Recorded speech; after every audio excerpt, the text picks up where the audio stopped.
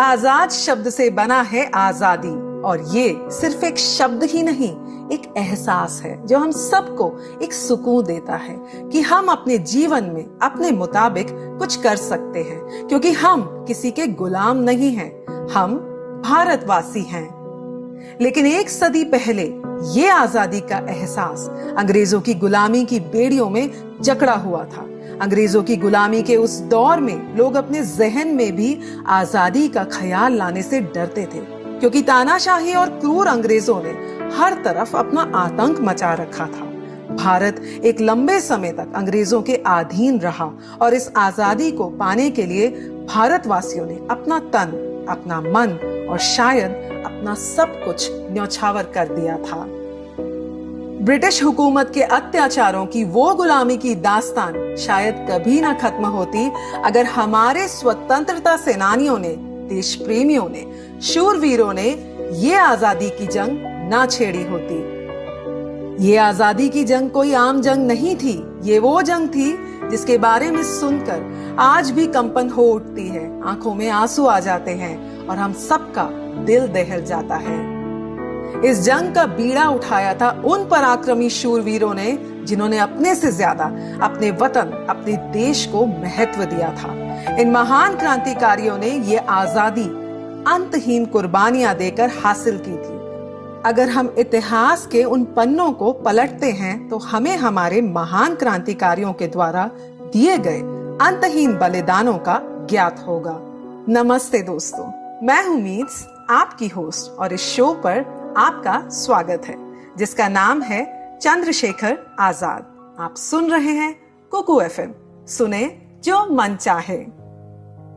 आज एक बार फिर से इतिहास के उन्हीं सुनहरे पन्नों से हम सुनेंगे एक ऐसे ही महान क्रांतिकारी की कहानी, एक ऐसे निडर भारतीय स्वतंत्रता सेनानी जिनकी उग्र देशभक्ति और दिलेरी ने उनकी पीढ़ी के अन्य लोगों को स्वतंत्रता संग्राम में प्रवेश करने के लिए प्रेरित किया।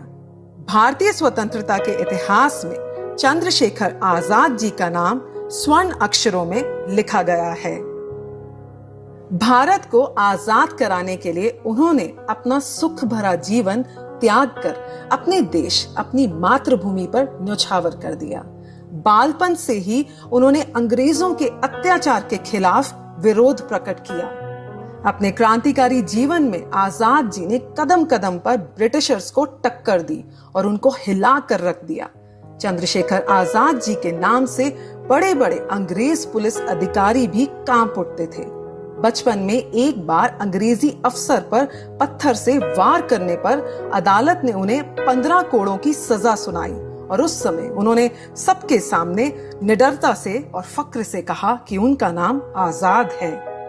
तभी से उन्होंने ठान लिया था कि वे पुलिस के हाथ नहीं लगेंगे और वे हमेशा निर्भीकता से कहते थे, दुश्मन की गोलियों का हम सामना करेंगे, आजाद ही रहे हैं, आजाद ही रहेंगे।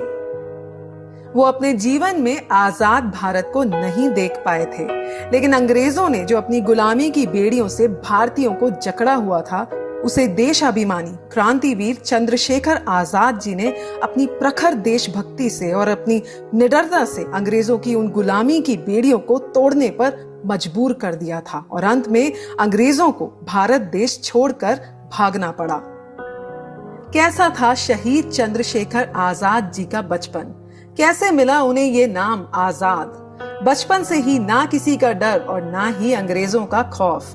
कैसे पक्का किया उन्होंने अपना मन देश को आजाद कराने का और कैसे मुड़े उनके कदम सशस्त्र क्रांति की तरफ? कैसे जुड़े वे गांधी जी के अंग्रेजों के खिलाफ किए गए असहयोग आंदोलन से? कैसे हुई उनकी मुलाकात क्रांतिकारी दल के संस्थापक राम प्रसाद बिस्मिल जी से? कैसे दिया उन्होंने काकोरी कांड को अंजाम? किसके साथ मिलकर लिया उन्होंने लाला लाजपत राय जी की मौत का बदला? किसने किया था उनके साथ विश्वासघात और कैसे चढ़े वे बलिवेदी पर? आज आप और मैं आजादी के उसी दौर में फिर से जाएंगे और सुनेंगे शूरवीर और पराक्रमी चंद्रशेखर आजाद जी के अनमोल जीवन की कहानी। ओनली ऑन कुकू एफएम, सुने जो मन चाहे। वो समय था अंग्रेजी सल्तनत की हुकूमत का, जब पूरा भारत गुलामी की बेड़ियों में जकड़ा हुआ था और हर भारतीय कराह रहा था। हर देशवासी की एक ही ख्वाहिश थी और वो थी आजादी। उस वक्त मध्य प्रदेश में एक छोटी सी रियासत थी, अलीराजपुर। उसी अलीराजपुर रियासत के अंदर एक गांव था, भावरा, जहां पर पंडित सीताराम तिवारी जी और उनकी पत्नी जगरानी देवी रहते थे। पंडित सीताराम तिवारी जी एक इज्जतदार और ईमानदार व्यक्तियों में गिने जाते थे। उनकी आर्थिक स्थिति ठीक नहीं थी। गरीबी ने उनका मनोबल तोड़ने की पूरी कोशिश की, लेकिन वे इतने सच्चे और स्वाभिमानी थे कि गरीबी भी उनके सामने थक कर चूर चूर हो गई। पंडित सीताराम जी एक पुत्र के पिता थे और उनकी दिली इच्छा थी कि उनका एक और पुत्र हो जाए। वैसे तो उनके 3 पुत्र पहले भी हुए थे, लेकिन तीनों पुत्रों की जन्म लेने के बाद मृत्यु हो गई थी। इस समय उनकी पत्नी पुनः गर्भवती थी और उन्हें फिर से ये डर सता रहा था कि ये बच्चा भी उन्हें छोड़कर ना चला जाए। पंडित सीताराम जी इन्हीं विचारों को लेकर काफी चिंतित थे और इसी चिंता में डूबे वे दरवाजे पर बैठे हुए थे कि तभी एक साधु उनके दरवाजे पर भिक्षा मांगने आया और उसने कहा, मां भिक्षा दो।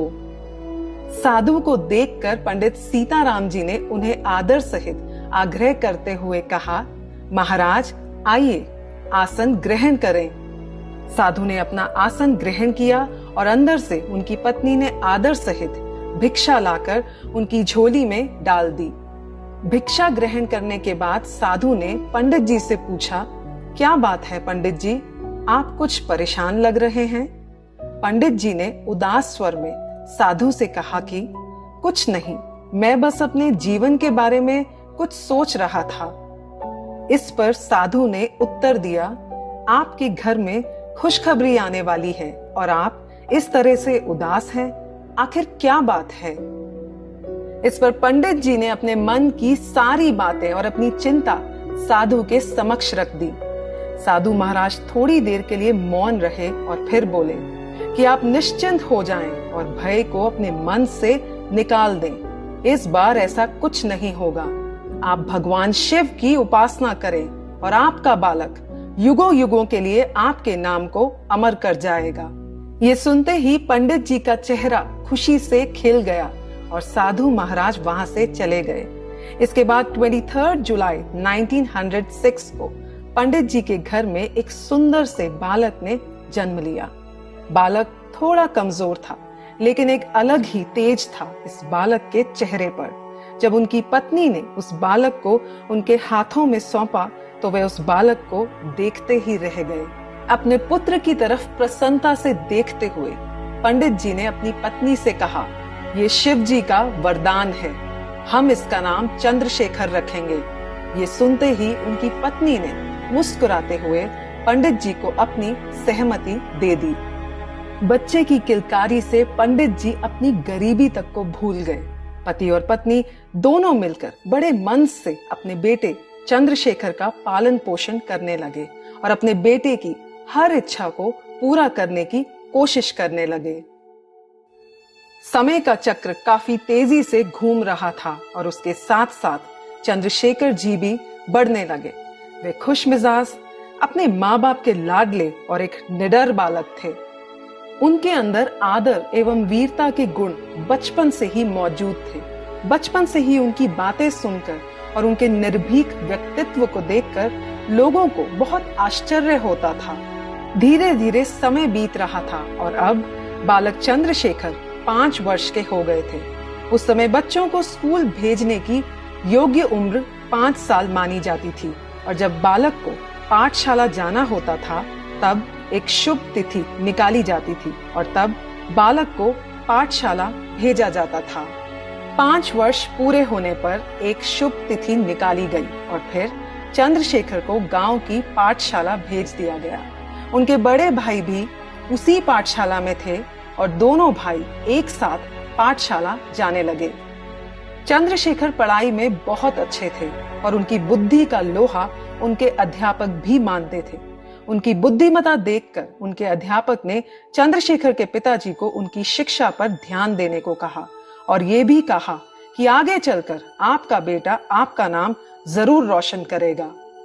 पुत्र की ऐसी प्रशंसा सुनकर पंडित सीताराम जी बहुत खुश हुए और उन्होंने उस समय अपने गांव के एक पढ़े लिखे व्यक्ति मनोहर लाल त्रिवेदी जी को चंद्रशेखर को घर पढ़ाने के लिए नियुक्त कर दिया। चंद्रशेखर बहुत न्याय प्रिय थे और न्याय को लेकर उनकी लालसा भी बहुत थी। उनके बचपन में घटी एक घटना से उनकी न्याय बुद्धि का प्रमाण मिलता है। एक बार की बात है, त्रिवेदी जी दोनों भाइयों को पढ़ा रहे थे। त्रिवेदी जी पहले से ही चंद्रशेखर की न्याय बुद्धि से वाकिफ थे। उन्होंने सोचा कि चंद्रशेखर जी को परखा जाए कि अगर मैं गलती करता हूँ तो ये क्या करते हैं। तो उन्होंने एक ऐसा शब्द गलत तरीके से बोला जो चंद्रशेखर को पता था। अब त्रिवेदी जी उनके मास्टर थे और मास्टर जी के पास एक डंडा हमेशा रहता था और बच्चा जब भी गलती करता था तो बदले में उस बच्चे को मास्टर जी से डंडे की मार मिलती थी। लेकिन इस बार गलती करने वाले मास्टर जी खुद थे। जैसे ही त्रिवेदी जी ने गलत शब्द बोला, इस पर तुरंत चंद्रशेखर जी ने पास रखे उनके डंडे को उठाया और उनको 2 डंडे जमा दिए। ऐसा करने के बाद उनके पूरे घर में हंगामा मच गया और चंद्रशेखर के पिताजी दौड़े हुए आए ताकि वे अपने बेटे की इस हरकत की सजा उन्हें दे सके। लेकिन त्रिवेदी जी ने पंडित जी को रोक लिया और फिर उन्होंने चंद्रशेखर जी से पूछा कि तुमने अपने गुरु पर हाथ क्यों उठाया? अपने गुरु के प्रति ऐसा व्यवहार ठीक नहीं है।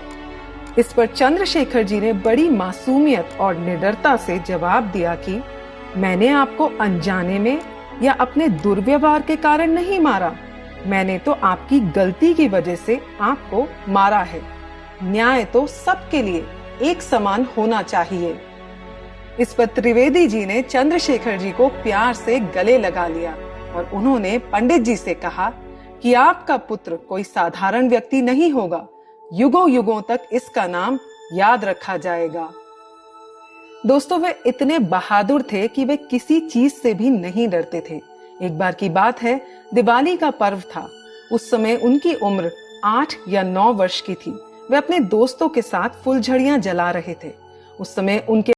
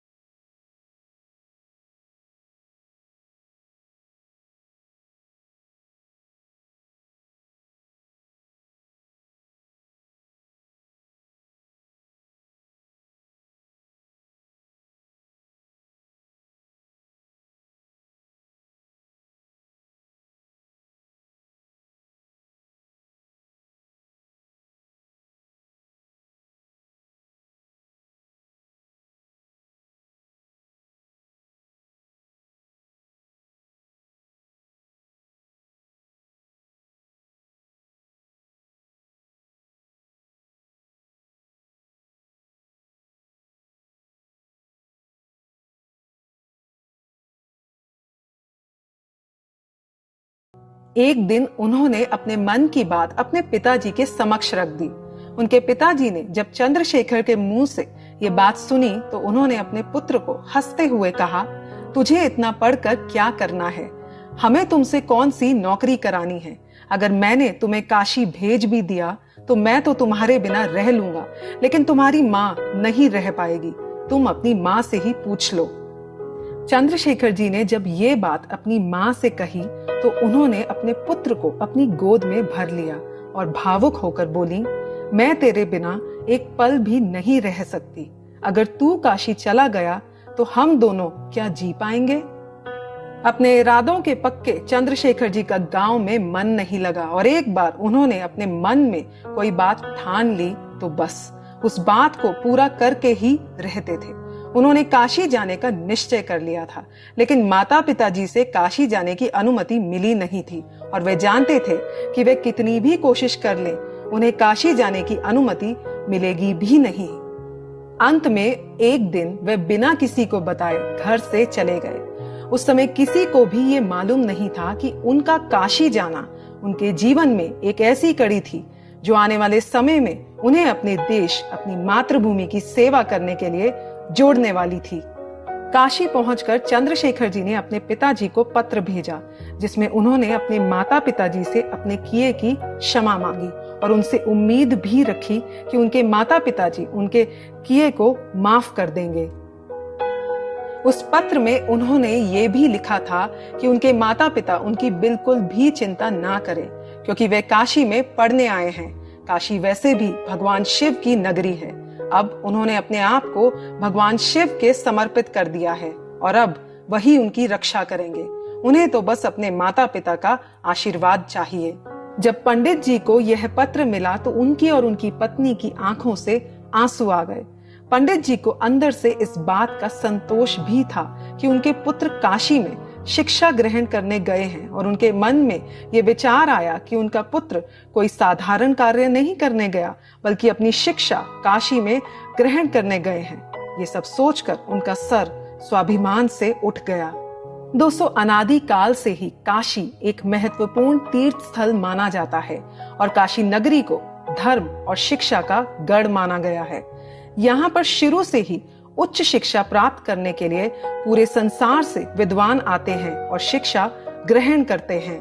काशी में ऐसे बहुत धर्म प्राण धनी लोग रहते हैं जो हमेशा से ही काशी में शिक्षा ग्रहण करने के उद्देश्य से आने वाले गरीब विद्यार्थियों की मदद करते रहे हैं। उन्होंने वहां पर ऐसी व्यवस्था बनाई हुई है जहां पर गरीब विद्यार्थियों के रहने और खाने का मुफ्त प्रबंध किया जाता है। इसके अलावा उनके वस्त्रों और व्यक्तिगत खर्चे के लिए भी कुछ रुपए दे दिए जाते हैं। चंद्रशेखर जी का प्रबंध भी इसी व्यवस्था के कारण हो गया था।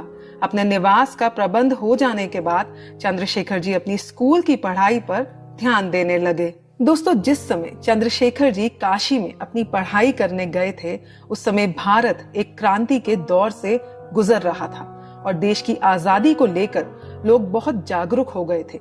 क्या ये आजादी का दौर चंद्रशेखर जी के जीवन में कोई नया मोड़ लेकर आएगा? जानने के लिए बने रहिए मेरे साथ क्रांति के इस सफर पर।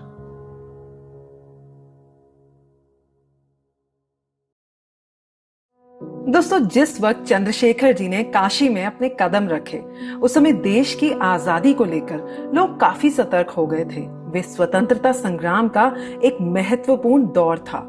भारतीय नौजवानों की रगों में दौड़ रहा खून अब अंग्रेजों के खिलाफ खौलने लगा था।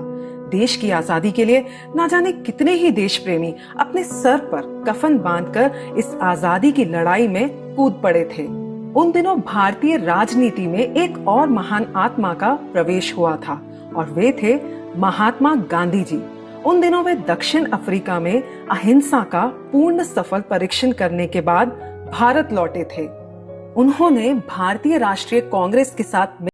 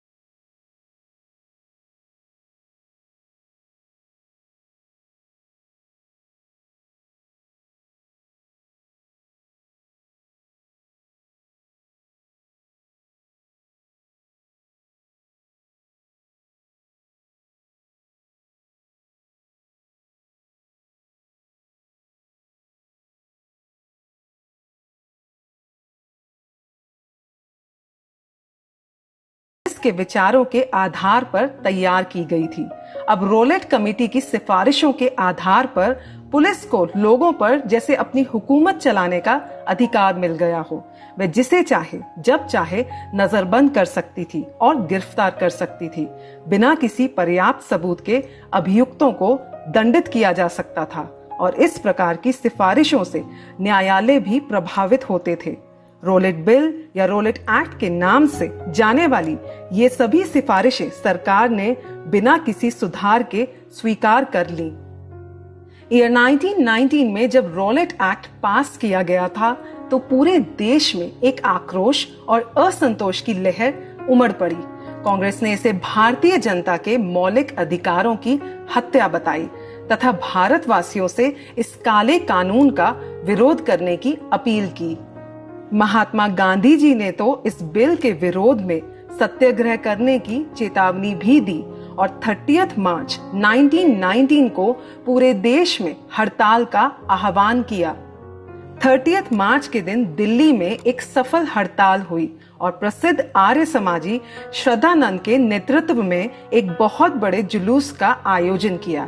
इस जुलूस में हजारों लोगों ने भाग लिया।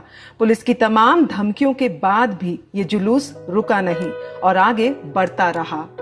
दिल्ली रेलवे स्टेशन के सामने इस जुलूस में भाग ले रही निहत्थी भीड़ पर पुलिस ने गोलियां चला दी, जिसमें 5 लोग मारे गए और कई व्यक्ति घायल हो गए।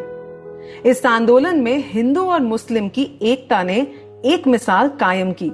दोनों वर्गों ने मिलकर इस बिल का जबरदस्त विरोध किया और उनका लक्ष्य अब एक ही था और वो था राष्ट्र की आजादी। सारा देश इस कानून का विरोध कर रहा था। ईयर 1919 में अमृतसर में कांग्रेस का अधिवेशन होने जा रहा था। डॉक्टर किचलू तथा सत्यपाल इस अधिवेशन को सफल बनाने की तैयारियों में जुटे हुए थे कि अचानक सरकार ने इन दोनों नेताओं को गिरफ्तार कर लिया और उन्हें किसी अज्ञात स्थान पर भेज दिया। इस घटना से अमृतसर की जनता में आक्रोश भर गया था। वे सड़कों पर उतर आई थी। कांग्रेसी नेताओं के ना चाहते हुए भी हिंसा शुरू हो गई और इस हिंसक आंदोलन में 5 अंग्रेज मारे गए और कई घर जला दिए गए। अमृतसर से फैलती हुई ये आग गुजरांवाला तथा कसूर तक पहुंच गई और वहां भी कई हिंसक घटनाएं हुई। दोस्तों, दरअसल अपनी गिरफ्तारी से पहले डॉक्टर सत्यपाल ने गांधी जी को पंजाब आने के लिए एक पत्र लिखा था। गांधी जी पंजाब जाने के लिए रवाना भी हुए थे, लेकिन उन्हें रास्ते में ही गिरफ्तार कर बंबई जेल भेज दिया गया। गांधी जी को हिंसा का रास्ता बिल्कुल पसंद नहीं था और अगर गांधी जी पंजाब पहुंच जाते तो वहां ये हिंसक घटनाएं नहीं होती। लेकिन सरकार को ये लगता था कि गांधी जी के पंजाब जाने से इस आंदोलन में और भी उग्रता आ सकती थी। लेकिन ब्रिटिश सरकार की ये सोच बिल्कुल गलत थी। जब गांधी जी की गिरफ्तारी का समाचार पंजाब में फैला तो लोग और भी गुस्से में आ गए। वहां पर जुलूस निकाले जाने लगे और हड़तालें होने लगी। लोग रोलेट एक्ट के लिए हाय हाय के नारे लगाने लगे। जनता के साथ साथ पुलिस का आक्रोश भी बढ़ गया था। पुलिस के लिए लाठीचार्ज करना, प्रदर्शनकारियों को खुलेआम डंडे से पीट देना उनके लिए एक आम बात हो गई थी। पुलिस रोज सैकड़ों लोगों को गिरफ्तार कर जेल में ठूस देती थी। लोग अपने अपने धर्म और जातियों को भूलकर अपने राष्ट्र के लिए एकजुट हो गए थे। सिर्फ पंजाब ही नहीं बल्कि पूरा भारत देश आजादी चाहता था। 13 अप्रैल 1919 को बैसाखी का दिन था। यह पर्व पंजाब की खुशी और प्रगति का सबसे पावन पर्व माना जाता है और इसी दिन रोलेट एक्ट के विरोध में अमृतसर के जलियांवाला बाग में एक सभा आयोजित की गई। इस सभा में लगभग 20,000 लोग उपस्थित थे, जिसमें सभी उम्र के लोग शामिल थे। ये सभा शांति से चल रही थी। वहां पर एक स्थानीय नेता जनता को संबोधित कर रहे थे। तभी वहां जनरल डायर आ धमका और उसके साथ साथ 150 सैनिक थे, जिसमें से लगभग 50 गोरे तथा 100 भारतीय थे। जनरल डायर ने अपने सैनिकों को बाग में एक तरफ खड़ा कर दिया और बिना कोई चेतावनी दिए उसने वहां उपस्थित बेकसूर और निहत्थी जनता पर गोली चलाने का आदेश दे दिया। दोस्तों, जलियांवाला बाग चारों तरफ से चार दीवारी से घिरा हुआ था। उस चार दीवारी में आगे जाने का मात्र एक ही रास्ता था, जो काफी संकरा था। उस रास्ते से कोई वाहन तो क्या, 2-3 लोग भी एक साथ बाहर नहीं जा सकते थे। जब सैनिकों ने गोलियां चलाईं, तो जनता के बीच और चारों तरफ भगदड़ मच गई। बाहर जाने का रास्ता इतना तंग था कि जब उस रास्ते से लोग भाग रहे थे तो वे गोलियों के शिकार हो गए, जिसकी वजह से वो रास्ता भी बंद हो गया था। वहां काफी देर तक गोलियां चलती रहीं। जनरल डायर ने जो मासूम जनता के साथ हिंसक खेल खेला, उसमें ना जाने कितने मासूम लोगों की जानें चली गईं। जलियांवाला बाग कांड से सारा देश तड़प उठा। इस कांड में लगभग 1600 गोलियां चली थीं। सरकारी रिपोर्ट के अनुसार 400 लोग मारे गए और लगभग 2000 लोग घायल हुए। लेकिन ये आंकड़े अंग्रेजी सरकार की जानकारी मात्र थी। दरअसल सरकार ने सही रिपोर्ट नहीं दी थी। बाद में कांग्रेस ने एक आयोग गठित किया और इसकी रिपोर्ट के अनुसार जलियांवाला बाग कांड में मरने तथा घायल होने वालों की संख्या ब्रिटिश सरकार द्वारा प्रस्तुत संख्या से लगभग 2 गुनी अधिक थी।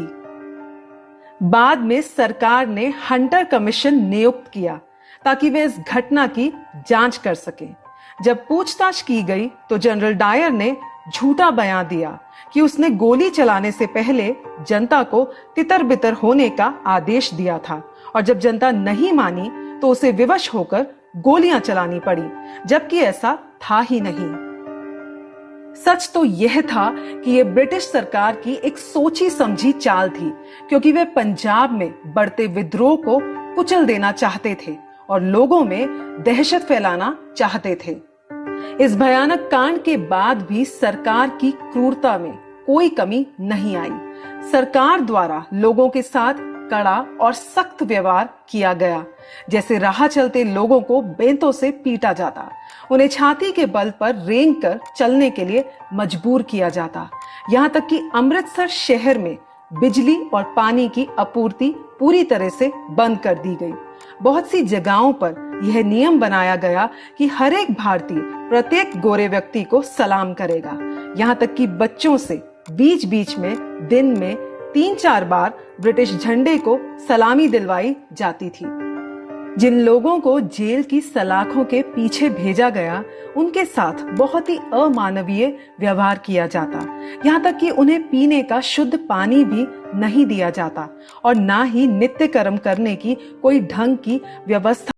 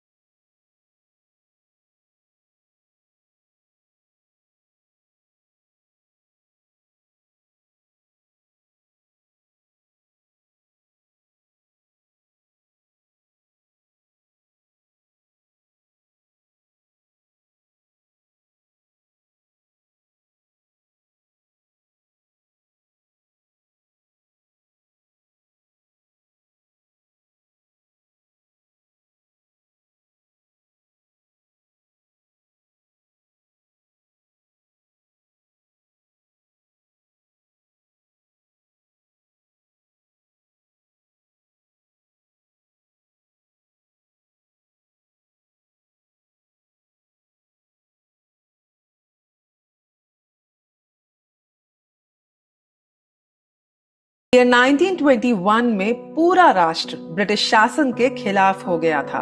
लोग अपने जाति और धर्म के भेदभाव को भूलकर ब्रिटिश शासन का विरोध करने के लिए एक साथ हो गए थे। गांव में, नगरों में और हर जगह स्वदेशी आंदोलन भड़क उठा। हर तरफ लोगों ने विदेशी वस्तुओं का बहिष्कार करना शुरू कर दिया। विदेशी वस्तुओं की होली जलाई जाने लगी और लोग धरने व प्रदर्शन करने लगे। भारतीय जनता को इस तरह जागरूक देखकर ब्रिटिश सरकार घबरा गई, क्योंकि भारतीयों की इस जागरूकता से ब्रिटिश सरकार का भारी नुकसान हो सकता था। क्योंकि अगर भारतीय जनता ब्रिटिश सरकार द्वारा बनाए गए सामानों का उपयोग नहीं करेगी तो उनकी अर्थव्यवस्था टूटने लगेगी। इतना ही नहीं, विदेशी सामानों के इस बहिष्कार से ब्रिटेन शेयर मार्केट में भी गिरावट आने लगी। इस वजह से ब्रिटेन इस आंदोलन को जल्दी समाप्त करने के लिए भारतीय ब्रिटिश सरकार पर निरंतर दबाव बनाने लगी। ब्रिटिश सरकार इस क्रांति को जल्द से जल्द कुचलना चाहती थी, लेकिन कोई रास्ता सामने नहीं आ रहा था। ब्रिटिश सरकार तरह तरह के जुल्म करने लगी और क्रांतिकारियों पर बंदिशें लगाने लगी। लोगों को तरह तरह की यातनाएं भी देने लगी। नतीजन पूरे भारतवर्ष में आंदोलनों, हड़तालों, धरनों और जुलूसों का सैलाब सा आ गया। सारा देश ब्रिटिश सत्ता के सामने अपनी छाती चौड़ी करके खड़ा हो गया था। क्रांति की चिंगारी जो लोगों के दिलों में सुलग रही थी, वे अब ज्वाला बनकर सारे देश में फैल चुकी थी। हर देशवासी इस क्रांति का हिस्सा बन चुका था, चाहे वो बच्चे हों, बूढ़े हों या फिर जवान। हर किसी के दिल में अपनी मातृभूमि और अपने राष्ट्र के लिए प्यार उमड़ने लगा था। चंद्रशेखर जी लोगों में आए इस परिवर्तन को ध्यान से देख रहे थे। उस समय उनकी आयु लगभग 15-16 वर्ष की थी और अब उनका हृदय भी इस राष्ट्रीय आंदोलन में शामिल होने के लिए मचलने लगा।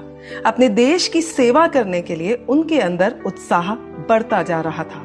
अपने आसपास के वातावरण से अब वे काफी सारी बातें ग्रहण कर रहे थे। अब उन्होंने सत्याग्रहियों के साथ मेलजोल भी बढ़ा दिया था और जहां भी जुलूस, हड़तालें या प्रदर्शन होते, वे वहां पहुंच जाते थे।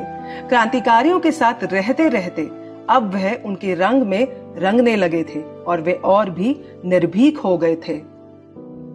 अब वे अन्याय के प्रति और भी जागरूक हो गए थे और वे किसी भी अन्यायपूर्ण कार्य का प्रतिरोध करने से पीछे नहीं हटते थे। एक दिन वे कहीं जा रहे थे और रास्ते में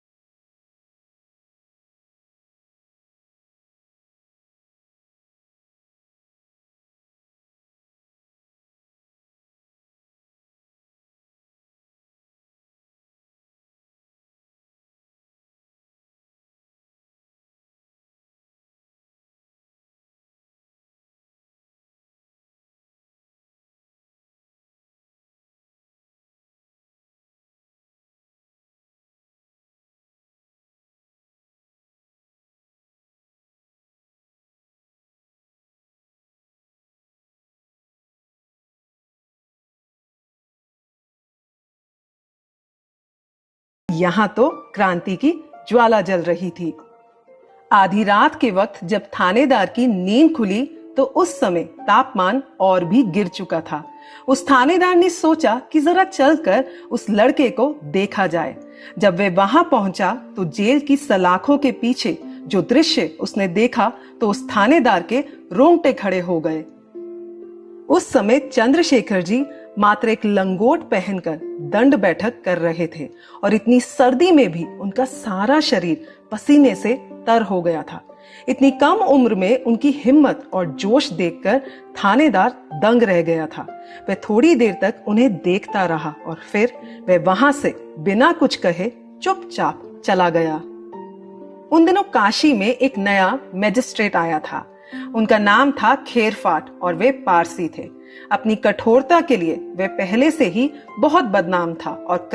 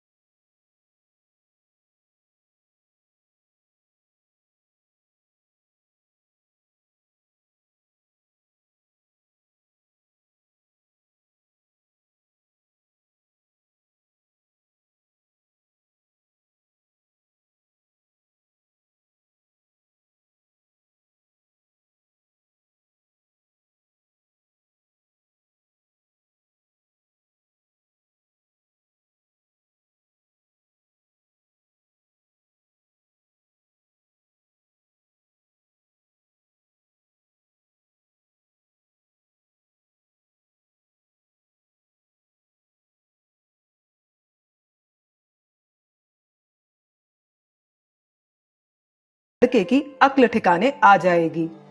उसके बाद जेलर ने जल्लाद को बुलाकर उसे बैंत लगाने का आदेश दिया। जल्लाद ने तेल से भीगा बैंत चंद्रशेखर की पीठ पर दे मारा और सटाक की आवाज के साथ पहले बैंत के साथ ही पीठ की चमड़ी का मांस निकलकर बैंत के साथ आ गया, लेकिन मुंह से आह निकलने की बजाय उस नौजवान के मुंह से भारत माता की जय निकला। ये सुनते ही जल्लाद और जेलर हैरान हो गए और जेलर को बहुत गुस्सा आया और उसने जल्लाद की तरफ गुस्से से देखा। इस पर जल्लाद ने अपनी पूरी ताकत लगाकर फिर से बैंत मारा, जिसकी गूंज पहले वाले बैंत से भी ज्यादा थी और इस बार फिर से चंद्रशेखर जी ने कहा, भारत माता की जय। पीठ की चमड़ी पूरी तरह कट कर लटक गई और वहां से खून की धार बह उठी। वीर चंद्रशेखर के चेहरे पर ना तो कोई पीड़ा का भाव था और ना ही आंखों में दर्द। जल्लाद को समझ नहीं आ रहा था कि इस 15 साल के लड़के में ऐसी कौन सी शक्ति थी जो उसकी रक्षा कर रही थी और उसे पीड़ा से बचाए हुए थी। सारे वातावरण में बैंत की गूंज साफ सुनाई दे रही थी। बैंत खाते खाते उनकी पीठ पर बड़े बड़े घाव बन गए थे, लेकिन अब भी चेहरे पर ना कोई दर्द ना दुख का भाव था। वहां खड़े लोग उस अद्भुत बालक को आश्चर्यचकित होकर देख रहे थे। अब वहां पर मां भारती के इस शूरवीर सपूत को देखने के लिए और उसका स्वागत करने के लिए हजारों की भीड़ इकट्ठी हो गई थी, जो उनके बाहर आने का इंतजार कर रही थी। और जैसे ही चंद्रशेखर जी बाहर आए तो सारा वातावरण मां भारती की जय और आजाद अमर रहे के नारों से गूंज गया और लोग उन पर फूलों की वर्षा करने लगे।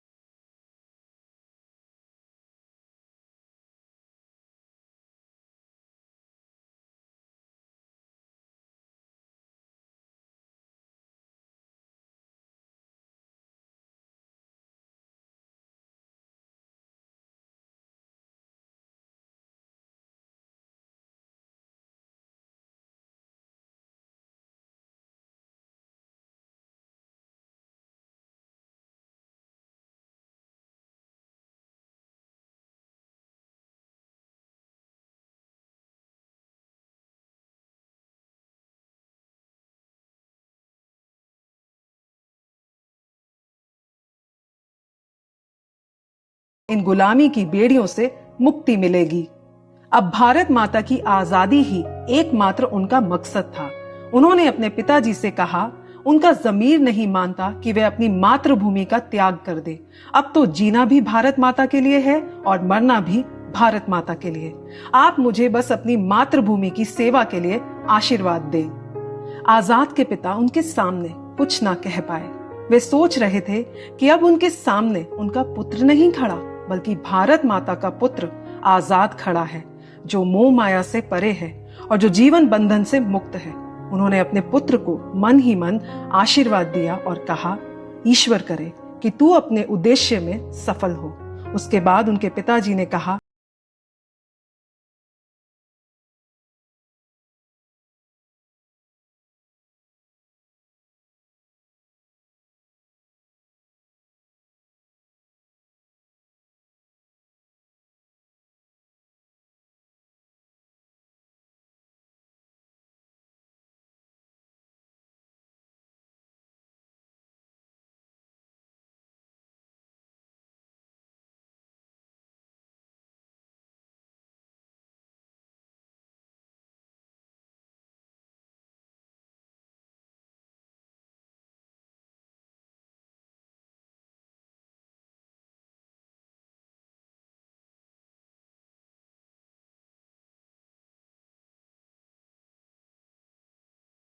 थी जिनका एकमात्र उद्देश्य था भारत की आजादी। कौन सा था ये क्रांतिकारी दल और कैसी रही होगी आजादी की आने वाली यात्रा? जानने के लिए बने रहिए मेरे साथ आजादी के इस अनोखे सफर पर। चंद्रशेखर जी के लिए अब सिर्फ एक ही मकसद था और वो था देश की आजादी, और ये क्रांति का मार्ग ही उन्हें उनकी मंजिल तक लेकर जा सकता था। वे देशभक्ति के रंग में रंग चुके थे और पढ़ाई में अब उनका मन लगता नहीं था। उनके दिमाग में हर वक्त भारत की आजादी का विचार रहता और वे सोचते रहते कि वे इसके लिए क्या योजना बनाएं और कैसे इसे प्राप्त करें। देश की जनता मानो गहरी नींद से उठकर अब जाग चुकी थी। जगह जगह पर लोग अंग्रेजी शासन के खिलाफ धरने और प्रदर्शन के माध्यम से विरोध करने लगे थे। उस समय गांधी जी असहयोग आंदोलन चला रहे थे। उनका ये आंदोलन अपनी चरम सीमा पर था, लेकिन उन दिनों एक ऐसी घटना घटी जिसने गांधी जी को झकझोर कर रख दिया। दरअसल गोरखपुर में चौरा चौरी के पास ग्रामीणों और सिपाहियों की आपस में झड़प हो गई थी, जिसकी वजह से ग्रामीणों ने सिपाहियों को बुरी तरह से पीट दिया। इससे ग्रामीण आवेश में आकर थाने चले गए और पथराव करने लगे। ग्रामीणों को ऐसे रूप में देखकर सिपाही भागकर थाने में घुस गए और उन्होंने थाना अंदर से बंद कर लिया। उस समय उन्हें यह चाहिए था कि वे अपने साथी पुलिस कर्मियों को सजा देते और ग्रामीणों से क्षमा मांगते, लेकिन ब्रिटिश शासन के क्रूर सिपाहियों ने किसी के आगे सर झुकाना कहाँ सीखा था। उसका नतीजा ये हुआ कि ग्रामीणों ने आक्रोश में आकर चौरा चौरी थाने में आग लगा दी और उस आग में थाने के दरोगा सहित कई सिपाही जलकर राख हो गए। इस हिंसात्मक आंदोलन ने गांधी जी को झकझोर कर रख दिया और उन्होंने असहयोग आंदोलन वापस ले लिया और अगले दिन ही गांधी जी को गिरफ्तार कर लिया गया। भारतीय जनता उस समय काफी उत्साहित थी और जब महात्मा गांधी जी ने यह फैसला लिया तो सब हैरान हो गए कि गांधी जी ने ऐसा क्यों किया। इस आंदोलन के रुकने से सबसे ज्यादा मायूसी युवा वर्ग को हुई थी और चंद्रशेखर जी को भी गहरा आघात लगा था। लेकिन अब इस क्रांति के मार्ग से वापस आना उनके लिए असंभव था। अब वे राजनीतिक आंदोलनों में और भी सक्रिय रूप से भाग लेने लगे थे और वे अपनी पढ़ाई पर इतना ध्यान नहीं दे पाते थे। आखिर में बहुत सोचने समझने के बाद उन्होंने अपनी पढ़ाई छोड़ दी और अब वे लक्ष्य को अंजाम देने के लिए एक उचित वातावरण की खोज करने लगे। उनका मानना था कि आजादी मांगने से नहीं मिलती, बल्कि उसके लिए लड़ना पड़ता है। बनारस में भी क्रांति की अग्नि धीरे धीरे प्रचंड हो रही थी। इन क्रांतिकारी गतिविधियों में बंगाल के क्रांतिकारियों की भूमिका बहुत महत्वपूर्ण थी और बंगाल प्रांत से ही इन क्रांतिकारियों ने देश के कोने कोने में अपना जाल फैला रखा था। बनारस षड्यंत्र के नेता और क्रांतिकारियों के नेतृत्वकर्ता सचिंद्र नाथ सान्याल के गिरफ्तार होने के बाद उन्हें काले पानी की सजा दी गई थी, जिसकी वजह से यह आंदोलन कुछ समय के लिए सुस्त पड़ गया था। जब गांधी जी ने असहयोग आंदोलन वापस लिया तो उस समय युवा वर्ग बहुत दुखी हो गया था। उन्हें लगा ऐसे तो आजादी कभी नहीं मिलेगी। ईयर 1922 में राजनीतिक बंदियों को माफ कर दिया गया और सभी क्रांतिकारी जेल से छूट गए। सचिंद्र नाथ सान्याल ने इस मौके का फायदा उठाया और फिर से एक क्रांतिकारी दल का गठन कर लिया। इस दल की गतिविधियों का मुख्य क्षेत्र उत्तर प्रदेश ही था। उसी समय बंगाल में अनुशीलन समिति नाम की एक क्रांतिकारी संस्था कार्य कर रही थी। सान्याल का क्रांतिकारी दल और अनुशीलन समिति एक लंबे समय से अलग अलग काम कर रहे थे, लेकिन उनकी कार्य पद्धति एक जैसी थी। इन दोनों क्रांतिकारी संगठनों ने मिलकर एक साथ काम करने का फैसला किया और इस दल का नाम हिंदुस्तान रिपब्लिकन एसोसिएशन रखा गया। इस एसोसिएशन के मुख्य उद्देश्य थे नागरिकों को मताधिकार प्राप्त कराना, समाज के शोषित वर्ग की मदद करना आदि। बनारस में राजेंद्र नाथ लहरी, सचिंद्र नाथ सान्याल तथा रविंद्र मोहन इस दल का मार्गदर्शन कर रहे थे। इन्हीं दिनों एक दिन आजाद की मुलाकात दल के प्रमुख संगठनकर्ता प्रणवेश जी से हो गई।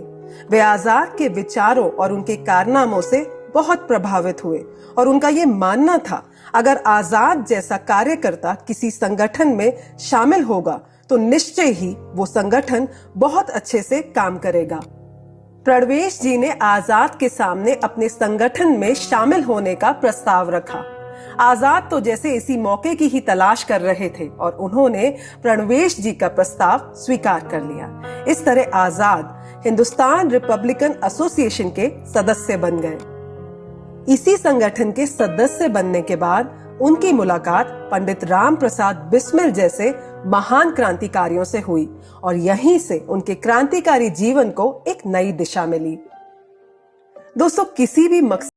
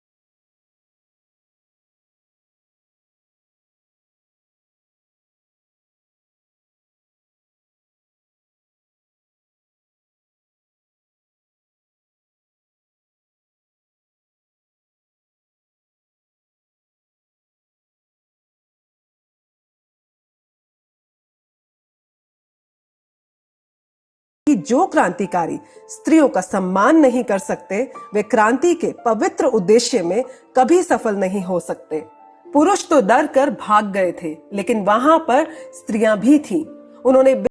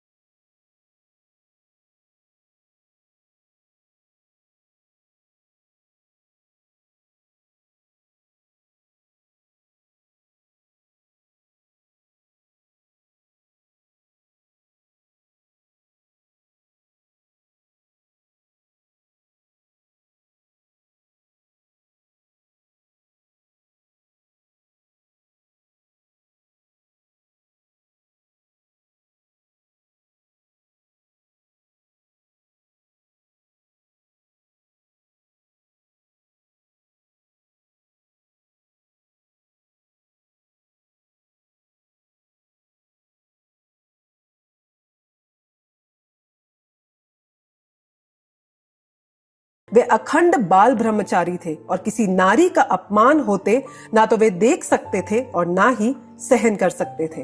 उसी समय उन्होंने अपनी पिस्तौल निकाली और गोली चलाकर अपने साथी को वहीं ढेर कर दिया। उसके बाद आजाद ने हाथ जोड़कर उस युवती से क्षमा मांगी और बिना एक पैसा लिए वे वहां से चले गए।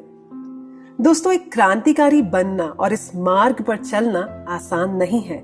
इस मार्ग पर चलने वाले लोग एक अलग ही मिट्टी के बने हुए होते हैं। क्रांतिकारी संगठन की गतिविधियों को चलाना भी एक बहुत जिम्मेदारी का काम होता है, जिसमें पर्याप्त धन की आवश्यकता होती है। हिंदुस्तान रिपब्लिकन एसोसिएशन दल को भी ऐसी काफी सारी कठिनाइयों का सामना करना पड़ा। कैसे किया होगा क्रांतिकारियों ने अपने दल के लिए पैसों का इंतजाम? जानने के लिए बने रहिए मेरे साथ क्रांति के इस रोमांचकारी सफर पर।